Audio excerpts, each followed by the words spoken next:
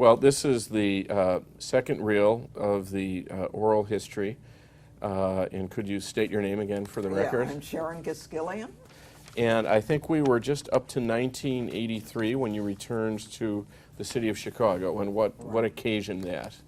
Well, I never did like D.C. I went from being assistant budget director in their Office of Budget and Resource Development, OBRD, to being the budget officer for an agency called DHCD, Department of Housing and Community Development, which was one of the major agencies. Department of Housing and Community Development there had public housing. They were responsible for that. They were responsible for what here was urban renewal. There it was called the Redevelopment Land Agency, RLA. We did that. We ran the Community Development Block Grant Program. All of that was housed in this one major agency.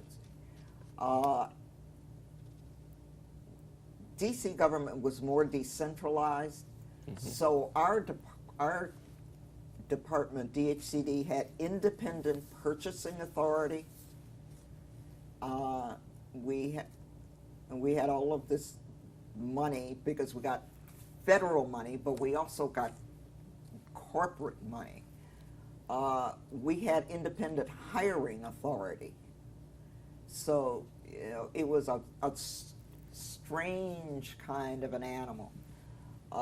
Nothing like I was used to in Chicago, where, you know, you didn't let people roam around and do all this stuff. Right. But I just did not like D.C. And, you know, I was ready to come home. Harold Washington got elected here. Clark Burris, whom I had known from my time in the city, who was now with what was First National Bank. He was head of the finance transition for Harold. He gave me a call, and now I hadn't talked to Clark in 4 years. He gave me a call and asked, would you be interested in coming back? And I said, yeah. And so I came back as the assistant budget director, or the first deputy budget director. And the budget director was who at first? It was, what is his name? I was just thinking the other day. He just died recently, even though he was really young. I'll think of his name. Dave Schultz. Dave Schultz, Dave right. Schultz. Brilliant guy, just absolutely brilliant. Wasn't he from Wisconsin? He was from Wisconsin. He was an engineer by training and had been in the the old Department of Public Works, which no longer exists. And a character and a half. But I came in as his deputy. He wasn't real thrilled about it at first because, you know, he didn't know me from Adam's house cat, because he'd been brought into the government during the Byrne administration. But, you know, it worked out. We got along. You know, I was willing to work hard. And Washington kept him on. Washington kept him on, yeah. Washington, because the guy was, I mean, he was just incredibly bright. One of the smartest people I've ever worked with. Right. I've always heard that, too. I know, heard that from Don Jacobs, who's a professor at, I'm sorry, Don Hyder. Don Hyder. Professor at Kellogg School of Management. Were really good friends. Right. They were really good friends, and he was just really, really good. I came on as his deputy. He ultimately left. The new guys, they were weird in a way. Well, not weird. You see it in every administration. The campaign people never ever trust whoever is there. Right. I mean, you know, they just don't. And they felt that Dave had too many ties and too many friends with all of these people whom they saw as the enemy. Right. So he ultimately left. I got promoted to budget director. So, the way that office worked versus during the late Mayor Daley's administration. Number one, what were the political influences like? And was everything run in the same sort of disciplined position control kind of Oh, yeah. manner? Those traditions kept up. Those traditions kept up. Dave had not fired anybody, and I didn't fire anybody. I kept the crew on that was there because in the end, getting the book out was the most important thing. You had to have people that knew what they were doing. It had always been a largely professional office. That is, you know, you had people with degrees, you had people who knew what they were doing, you had to have people who could write, who could think, Right. and who could crunch those numbers. And you couldn't be fooling around with somebody's, you know, half-baked brother-in-law, because it was a small office. But they all had letters in the file. I mean, they all came from somewhere. They came from somewhere But at they some were time. professionally Right, chosen yes, yeah, as a matter of necessity and Right. tradition. right. And what was it like working with Mayor Washington? Mayor Washington was interesting. He was, you know, obviously larger than life. He would pretty much let you do your job. He was not a micromanager. If he felt that you knew what you were doing, you could go and tell him, look, we're going to have to cut X numbers of dollars, and I recommend that these are the things we cut. And he would, you know, he had much better political instincts than somebody like me had. I remember I was dead set on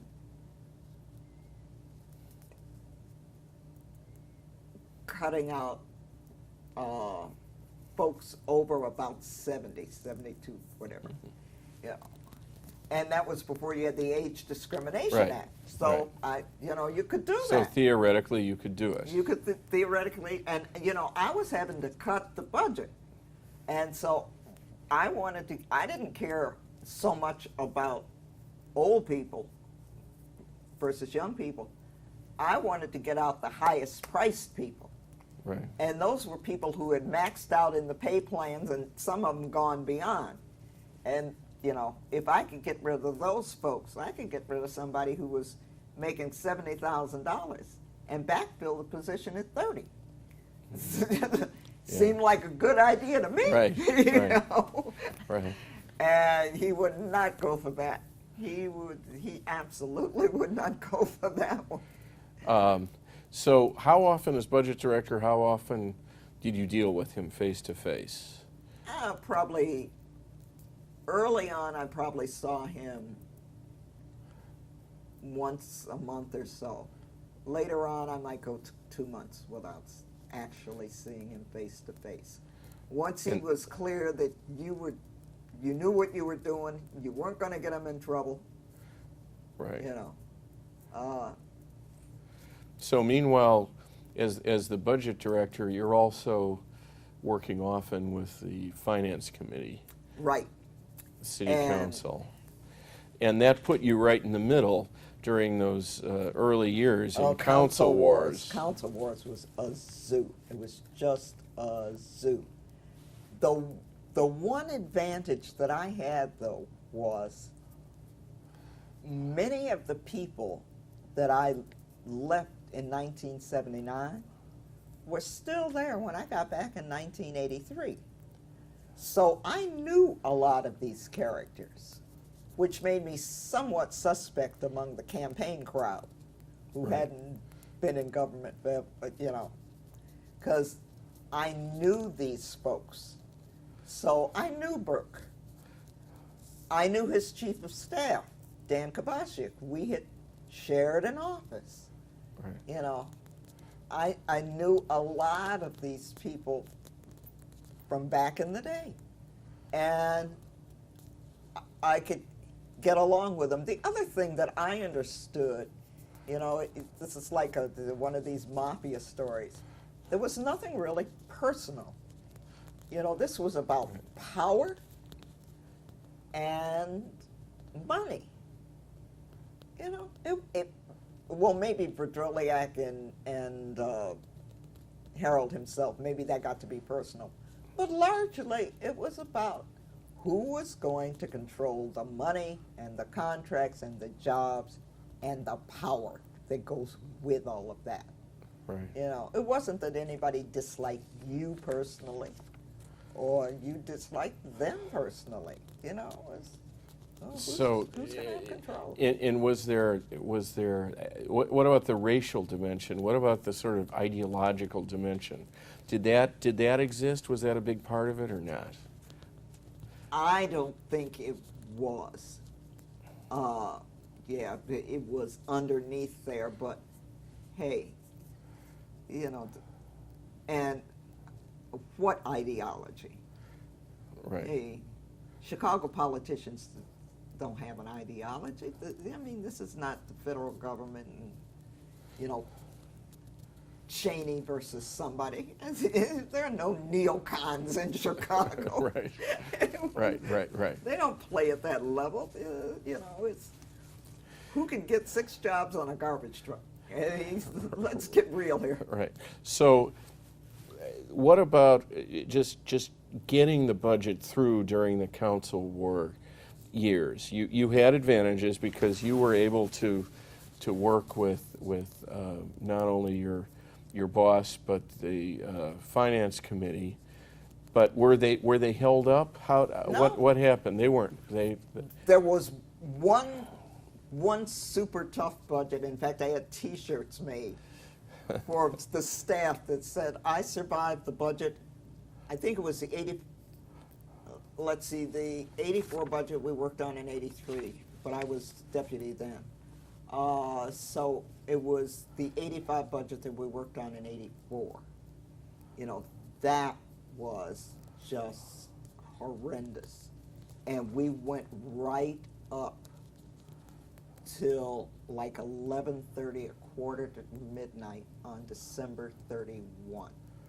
That was the year we were all in the council chambers on New Year's Eve getting the budget passed. And we had the battle of the budgets where we would produce a document, the other side would produce a document. And on the other side, in the background, was the finance committee would re-rack the numbers, take positions out, and do all of this stuff. And in the background, it was Timmy Degnan that had a company, an information systems company, that would run all those darn documents. And it was the appropriation ordinance, which is based on the mayor's budget recommendation. In Chicago, every single position is in the budget, you know, so that all 38,000, 40,000, however, except federally funded positions, they're not in there, but they're all in the budget. If you lose a person, if you lose that job title, there is no appropriation authority for that person, which means that person, as far as the system is concerned, doesn't exist and cannot get paid. So you start moving positions around from place to place, department to department, changing titles, changing rates of pay and all of that stuff. And, you know, you can have a disaster.